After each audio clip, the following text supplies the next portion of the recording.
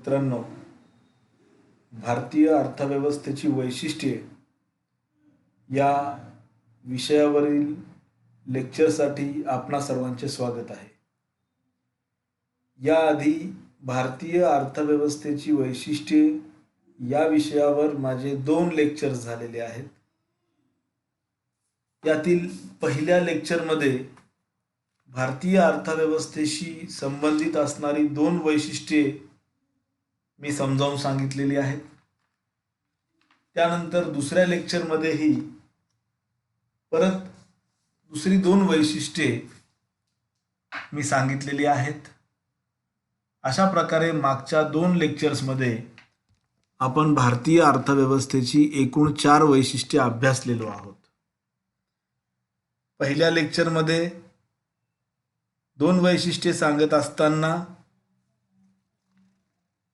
पहिलं वैशिष्ट्य जे आपण पाहिलोत ते म्हणजे लो पर कॅपिटा इन्कम,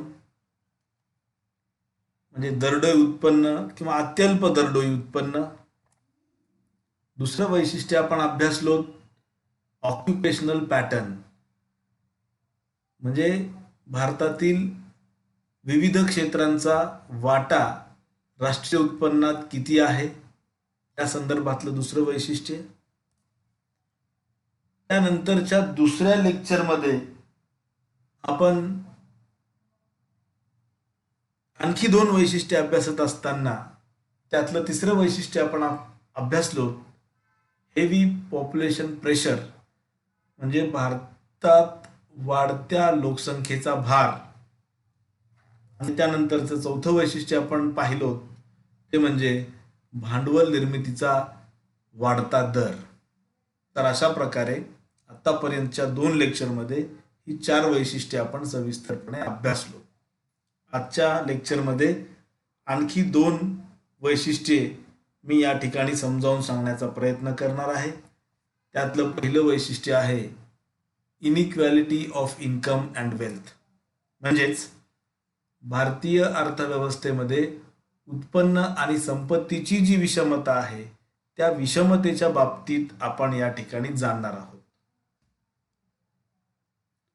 उत्पन्न आणि संपत्तीची विषमता हे आर्थिक स्वरूपाची विषमता आहे. भारतीय समाज व्यवस्थेकडे जर आपण पाहिलात तर आपल्याला लक्षात येईल की भारतामध्ये जी विषमता आहे ती विषमता बहुआयामी स्वरूपाची आहे. बहुआयामी स्वरूपाची आहे म्हणजे भारतातील विषमतेला विविध स्वरूपाचे पैलू असल्याचे आपल्याला दिसून येते. विषमता जाती व्यवस्थेवर आधारलेली आहे, विषमता लिंगभेदावर आधारलेली आहे, विषमता भाषेवर आधारलेली आहे, विषमता क्षेत्रीय विभागणीवर आधारलेली आहे, तसेच विषमता धर्मावर आधारलेली आहे. अशा प्रकारचे भिन्न भिन्न स्वरूपाचे पैलू या भारतातील विषमतेच्या संदर्भात आपल्याला दिसून येतात. या सामाजिक ज्या विषमतेच्या पैलू आहेत त्या सर्व सामाजिक पैलूंचा परिणाम आर्थिक विषमतेवरती होत असतो. म्हणजे या ठिकाणी आपण भारतीय अर्थव्यवस्थेचं वैशिष्ट्य अभ्यासत असताना उत्पन्न आणि संपत्तीची जी विषमता अभ्यासणार आहोत ती उत्पन्न आणि संपत्तीची विषमता ही आर्थिक स्वरूपाची आहे. सामाजिक विषमतेचा परिणाम व्यक्तीच्या आर्थिक परिस्थितीवरती होत असतो, पडत असतो. म्हणून सामाजिक विषमतेमुळेही भारतामध्ये आर्थिक विषमता निर्माण झालेली आपल्याला पाहावयास मिळते. उदाहरणार्थ स्त्री पुरुष विषमता हे सामाजिक पैलू आहे, म्हणजे लिंगभेदावर आधारित ही विषमता आहे. तथाकथित भारतातील समाज व्यवस्थेच्या काही रूढी परंपरांमुळे स्त्रियांना भारतीय समाज व्यवस्थेमध्ये दुय्यम स्थान मिळालेलं आहे. आणि त्यामुळे आपल्याला असं पाहावयास मिळतं की स्त्रियांपेक्षा आर्थिकदृष्ट्या पुरुष अधिक सक्षम असलेले आपल्याला दिसून येतात. म्हणजे सामाजिक विषमता जी होती स्त्री पुरुष विषमता, लिंगभेदावर आधारित असणारी विषमता, त्या सामाजिक विषमतेचा परिणाम म्हणून आर्थिकदृष्ट्या आपण बघितलं तर आर्थिकदृष्ट्या पुरुष हे स्वावलंबी आहेत स्त्रियांच्या तुलनेत. म्हणजे त्या समाजाचा परिणाम या आर्थिक घटकांवरती पडलेला आहे आणि म्हणून ही विषमता आपल्याला त्या ठिकाणी पाहावयास मिळते. त्याच पद्धतीने जाती व्यवस्थेच्या बाबतीत आपण बोललो तर जाती व्यवस्थेने निर्माण केलेल्या विषमतेमुळे श्रीमंत आणि गरीब ज्या वेळेला आपण पाहतो त्यावेळेला आपल्याला त्या सामाजिक घटकाचा परिणाम आर्थिक विषमतेवरतीही झालेला दिसून येतो. हे झालं संकल्पना विषमतेच्या बाबतीत. म्हणजे विषमता सामाजिक स्वरूपाची आणि आर्थिक स्वरूपाची ही कशा स्वरूपाची असते या बाबतीतले काही बेसिक संकल्पना. आता आपण पाहूया भारतातील आर्थिक विषमतेच्या बाबतीत कशी पराकोटीची विषमता भारतामध्ये आहे हे आपल्याला काही तथ्यांवरून या ठिकाणी लक्षात येण्यासारखं आहे. त्यामध्ये या ठिकाणी आपण पहिल्यांदा बघू शकतो की भारतामध्ये बोटावर मोजण्या इतके जे अब्जाधीश आहेत त्या अब्जाधीशांकडे भारताच्या एकूण संपत्तीच्या 54% संपत्ती ही एकवटलेली आहे. म्हणजे भारताची निम्मी संपत्ती हे भारताच्या भांडवलदारांकडे म्हणजे भारतातील काही बोटावर मोजण्या इतक्या अब्जाधीशांकडे ती संपत्ती एकवटलेली आहे. तसंच दुसरं फॅक्ट आपल्याला या ठिकाणी लक्षात येईल की भारतामध्ये जे श्रीमंत असणारी 1% लोकसंख्या आहे त्या श्रीमंत असणाऱ्या 1% लोकांकडे देशाची निम्मी संपत्ती एकवटलेली आहे. तिसरं फॅक्ट या ठिकाणी तुम्हाला लक्षात येईल की भारतामध्ये जे 5% श्रीमंत लोक आहेत त्या 5% श्रीमंत लोकांकडे देशाची 70% संपत्ती एकवटलेली आहे. म्हणजे 5% लोक देशातील 70% संपत्तीचा उपभोग घेतात आणि उर्वरित शिल्लक असणारी 30% संपत्ती ही देशातील 95% लोकांमध्ये विभागली गेलेली आहे. या आकडेवारीवरून आपल्याला भारतामध्ये असणाऱ्या पराकोटीच्या विषमतेचा अंदाज येऊ शकतो, आपण अंदाज घेऊ शकतो. चौथं फॅक्ट या ठिकाणी आहे ते म्हणजे आपण जर भारतातील श्रीमंत 10% श्रीमंतांची संपत्ती जर बघितली तर भारतातील 10% जे श्रीमंत असणारी लोक आहेत त्यांच्याकडे देशातली जवळपास 75% संपत्ती एकवटलेली आहे. या सर्व फॅक्ट्सवरून, या सर्व तथ्यांवरून, या सर्व आकडेवारीवरून आपल्याला काय लक्षात येतं ते म्हणजे भारतामध्ये पराकोटीची विषमता या ठिकाणी असल्याची दिसून येते.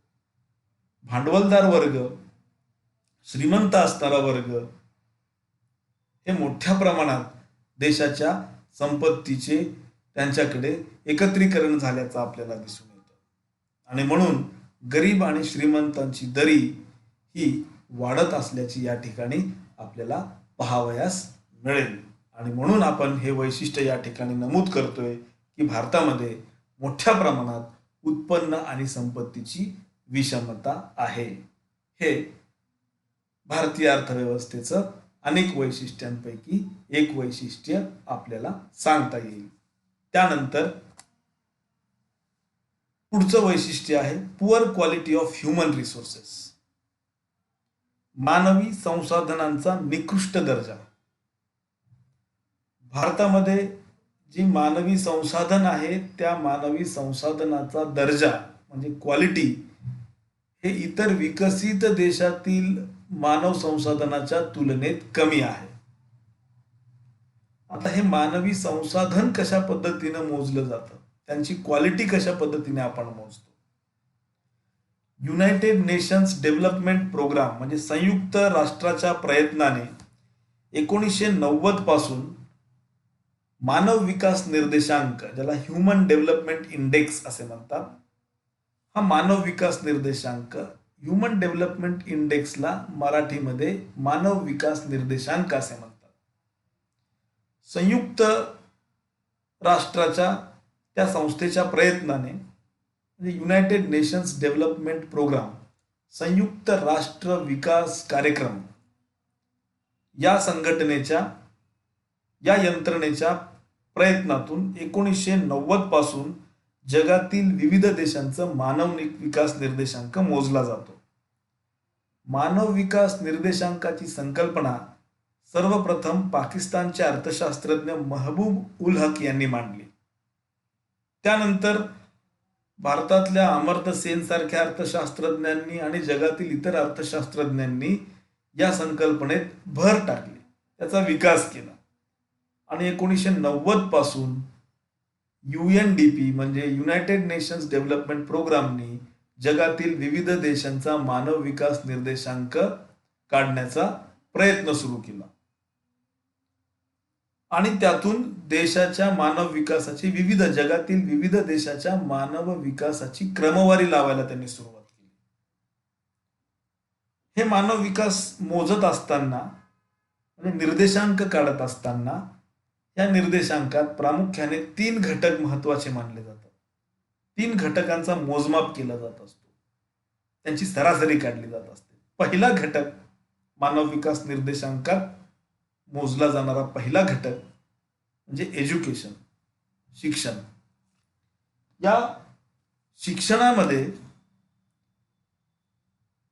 एखाद्या देशातील व्यक्ती सरासरी किती वर्ष शाळेमध्ये जातो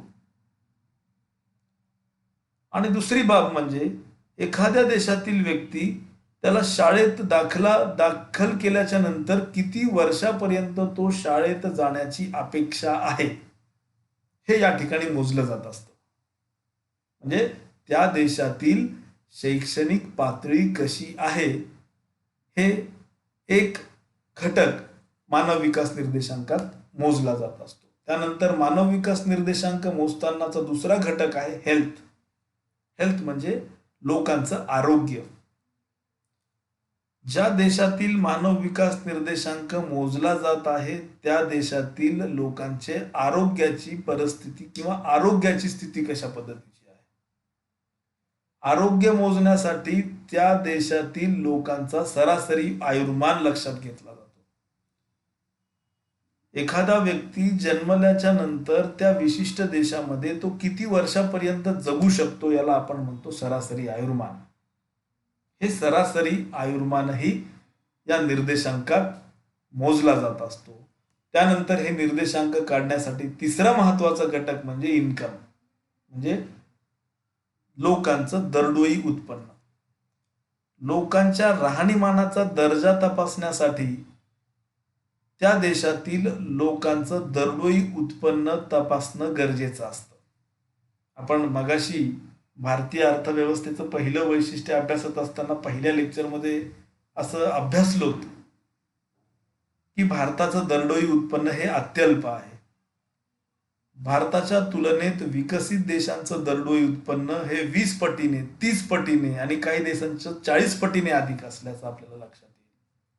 म्हणजे भारतातील लोकांचा राहणीमान हे जगातील विकसित देशांच्या राहणीमानाच्या तुलनेत लोकांच्या राहणीमानाच्या तुलनेत कमी असल्याचं आपल्याला लक्षात येईल.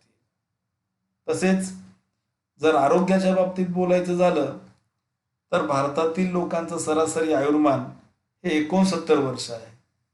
विकसित देशांचं आपण आयुर्मान तपासलो तर 80 वर्षापेक्षा अधिक वर्षांपर्यंत त्या देशांमध्ये लोक जगण्याची शक्यता आहे. भारताचं सरासरी आपण जर शाळेचं प्रमाण बघितलं तर ते प्रमाण ॲव्हरेज जर बघितलं तर ते 6 वर्ष आहे. तेच विकसित देशांचं प्रमाण 12 ते 15 वर्षांपर्यंत आहे. आणि या 3 घटकांच्या आधारावरती एक इंडेक्स म्हणजे एक निर्देशांक काढला जातो आणि त्या निर्देशांकाप्रमाणे जगातील देशांची क्रमवारी लावली जाते.